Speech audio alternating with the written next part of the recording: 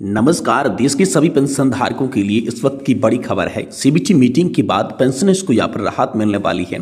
Pension पर दो बड़े तोहफे आप सभी के लिए जारी हो चुके हैं। जी हाँ दोस्तों, अगर आप केंद्रीय कर्मचारी, राज्य कर्मचारी या फिर ईपीएस 95 पेंशन धारक हैं तो दोस्तों आप सभी के लिए बेहद ही इंपॉर्टेंट खबर निकल कर आई है, जिसमें पेंशन वितरण किस प्रकार से होगा इसके बारे में बात करेंगे। और पेंशन पर आने वाले आगामी बजट को लेकर खास सूचना आप सभी के लिए जारी हो चुकी है, जो कि फरवरी 2025 के अंदर आप सभी के लिए बजट आने वाला है। इसके तहत पेंशन धारकों के लिए तोहफे मिलेंगे। अभी हम बात करेंगे सीबीटी मीटिंग के बाद पेंशनर्स को आखिरकार किस प्रकार की राहत मिली है इसके बारे में भी। वहीं दोस्तों, कर्मचारी भविष्य निधि संगठन खाता धारकों को मिल सकता है बड़ा तोहफा। न्यूनतम पेंशन बढ़ाने की तैयारी में लग रही है सरकार। ईपीएस पेंशन में आप सभी के लिए बड़ा बदलाव होने वाला है। पेंशन धारकों और उनके जीवन साथी के लिए यहाँ पर बेहद इंपॉर्टेंट अपडेट निकल कर सामने आ चुका है, तो इसके बारे में भी आज की इस वीडियो के अंदर बात करेंगे। वहीं दोस्तों, कर्मचारियों और पेंशनर्स को मिलेगी बहुत ही बड़ी राहत। फिटमेंट फैक्ट में भी आप सभी के लिए बदलाव होने वाला है। वहीं डीए की सहित अन्य भत्ते भी आप सभी के लिए बढ़ेंगे। तो आखिरकार कर्मचारी और पेंशनधारकों को किस तरीके से राहत मिलेगी, फिटमेंट फैक्ट बढ़ने से आप सभी की सैलरी और पेंशन किस प्रकार बढ़ेगी, साथ ही डीए और डीआर को लेकर क्या बड़ी खबर है और अन्य भत्ते कौन कौन से हैं जो आप सभी को बढ़कर मिलेंगी, इसके बारे में बात करेंगे। और वहीं अंत में बात करेंगे कर्मचारी और पेंशन भोगियों का पैसा ईपीएफओ कहां लगा रहा है। मोदी सरकार ने इसको लेकर बड़ा जवाब आप सभी के लिए दे दिया है, तो इसके बारे में बात करेंगे कि आखिरकार पेंशन भोगियों का फंड कहां पर निवेश किया जा रहा है, जिससे पेंशन भोगियों को कितना रिटर्न्स मिल रहा है, इसके बारे में बात करेंगे। इसलिए आप सभी पेंशन धारकों से निवेदन करते हैं कि दोस्तों आज की इस वीडियो को आप लास्ट तक देखिएगा और साथ ही हमारे चैनल पर नए हैं तो चैनल को भी सब्सक्राइब जरूर कर दीजिएगा। तो चलिए बिना किसी देरी के सबसे पहले हम बात करते हैं सेंट्रल बोर्ड ऑफ ट्रस्टीज की जो मीटिंग हो चुकी है इसको लेकर। जी हाँ दोस्तों, आप सभी जानते होंगे कि ईपीएफओ की शीर्ष निर्णय लेने वाली संस्था यानी कि केंद्रीय न्यासी बोर्ड यानी central board of trustees CBT की बैठक आप सभी के लिए हो चुकी है, जो कि साल में 2 बार होती है, जिसमें ब्याज दरों पर फैसला लेना होता है। पेंशन धारकों के लिए तमाम सुगमताएं जो हैं इसी सेंट्रल बोर्ड ऑफ ट्रस्टीज की बैठक से आप सभी के लिए ली जाती है, जिसके की मुख्य अध्यक्ष श्रम मंत्री होते हैं। तो दोस्तों, सेंट्रल बोर्ड ऑफ ट्रस्टीज की मीटिंग की अध्यक्षता श्रम मंत्री मनसुख मांडविया ने की और इसमें पेंशन धारकों के लिए कई बड़े तोहफे जारी किए गए, जिसमें पेंशन पर आने वाले आगामी बजट को लेकर भी आप सभी के लिए चर्चाएं हुई है। तो सेंट्रल बोर्ड ऑफ ट्रस्टीज की मीटिंग के बाद पेंशन धारकों के लिए राहत भरी खबरें निकलकर सामने आ चुकी है, जिसमें हम बात करें तो कर्मचारी भविष्य निधि संगठन खाता धारकों को मिल सकता है बड़ा तोहफा।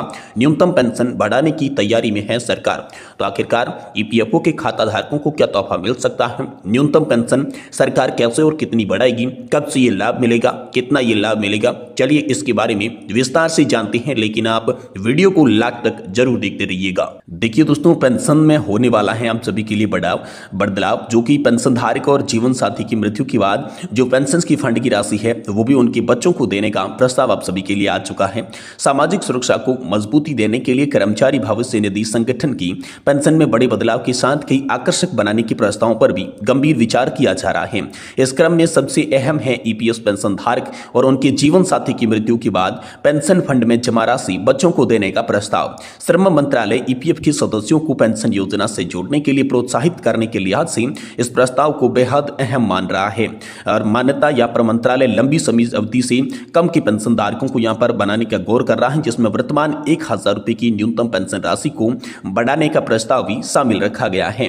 ईपीएस के तहत सामाजिक सुरक्षा के ढांचे को दृढ़ संकल्प बनाने के लिए श्रम मंत्रालय ईपीएस 95 पेंशन योजना के तहत उच्च पेंशन के लिए सदस्यों को अपने ईपीएस फंड में योगदान बढ़ाने का भी विकल्प देने पर मंत्रणा कर रहा है। सूत्रों के हवाले से यह पता चला है कि पेंशन धारकों से जुड़ी मंत्रणाओं के दौरान कर्मचारी भविष्य निधि संगठन से जुड़ी पेंशन स्कीम को आकर्षक बनाने के साथ साथ इसमें सदस्यों की चिंता का समाधान करने की जरूरत को भी बताया गया है।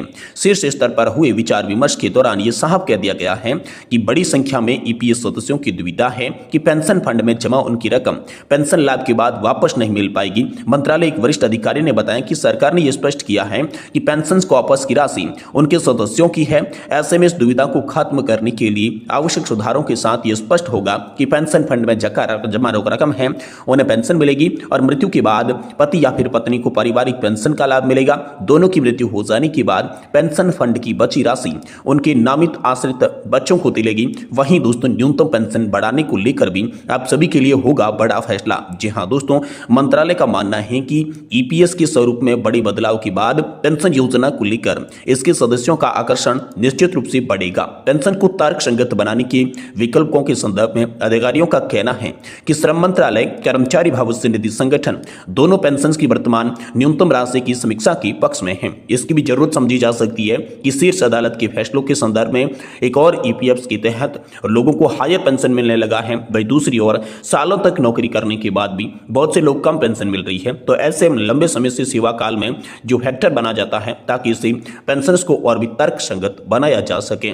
ईपीएस के तहत न्यूनतम पेंशन अभी केवल 1000 रुपए है और इसे सुधार करके न्यूनतम 3000 रुपए तक की पेंशन की राशि करने पर विचार किया जा रहा है। हालांकि इसको लेकर आधिकारिक सूचना नहीं आई है, लेकिन ये तमाम मीडिया रिपोर्ट्स के आधार पर बड़े दावे आप सभी के लिए निकलकर सामने आ रही हैं। वहीं दोस्तों, कर्मचारी और पेंशनर्स को मिलेगी राहत, फिटमैन फैक्ट में होगा बदलाव, डीए सहित अन्य भत्ते भी आप सभी के लिए बढ़ने वाले हैं। तो दोस्तों, आप सभी कर्मचारियों और पेंशन धारकों के लिए भी बड़ी खबरें निकल कर आ रही हैं। कुछ ही दिनों पहले 8वें वेतन आयोग की चर्चा देश में बढ़ी। केंद्रीय कर्मचारी बेसब्री से इसके गठन होने का इंतजार कर रही थी।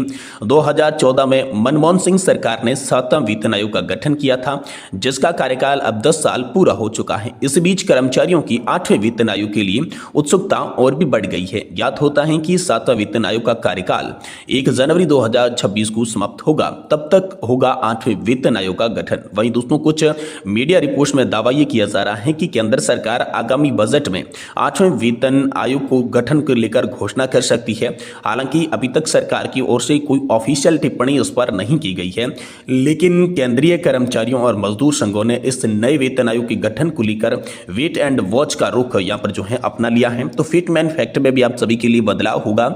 सरकारी कर्मचारियों की वेतन बढ़ोतरी के बारे में भविष्यवाणियां करना जल्दी होगा। हालांकि शिव गोपाल मिश्रा ने संकेत दिया है कि आगामी वेतन आयोग कम से कम 2.68 का फिटमैन फैक्ट लागू कर सकता है। यदि सरकार इसे मंजूरी देती है तो केंद्रीय कर्मचारियों की न्यूनतम बेसिक सैलरी 18,000 रुपये से बढ़कर 51,000 रुपये हो जाएगी, जो कि 186% की वृद्धि को दर्शाता है। इसके अलावा महंगाई भत्ता, डीए और अन्य भत्तों में वृद्धि की आप सभी के लिए संभावना है। सरकार प्रशासनिक कर्मचारियों के वेतन संरचना की समीक्षा और बदलाव हेतु वेतन आयोग का गठन आप सभी के लिए कर सकती है। तो 1 करोड़ से अधिक कर्मचारियों और पेंशनर्स को यहाँ पर जल्द ही जो है वो बड़ी राहत मिलने वाली है। 7वें वेतन आयोग का गठन पूर्व प्रधानमंत्री मनमोहन सिंह ने 28 फरवरी 2014 को किया था। इस योजना को 19 नवंबर 2015 को अपनी रिपोर्ट प्रस्तुत की थी, जिसमें 1 जनवरी 2016 से लागू किया गया था। आयोग की सिफारिशों ने केंद्र सरकार के कर्मचारियों और पेंशन भोगियों की वेतन वृद्धि की। 8वें वेतन आयोग की उम्मीद है कि वह 1 जनवरी 2026 से लागू होगा। इससे 1 करोड़ से अधिक केंद्र सरकार के कर्मचारियों और पेंशन धारकों को महत्वपूर्ण राहत मिलेगी। केंद्र सरकार के कर्मचारियों का वेतन जो है वो वर्तमान स्केल से बढ़कर लगभग दोगुना से भी ज्यादा हो जाएगा और साथ ही पेंशन धारकों की जो पेंशन है वो न्यूनतम पेंशन यहाँ पर आप सभी के लिए 9,000 रुपए की प्लस रखी जाएगी और अधिकतम पेंशन का कैलकुलेशन तो वेतन आयोग के लागू होने के बाद ही किया जाएगा। तो यहाँ पर 8वां वेतन आयोग लागू होने से फिटमैन फैक्ट आप सभी का बढ़ेगा। महंगाई भत्ता और महंगाई राहत का जो भत्ता आपको मिल रहा है वो भी बढ़ेगा।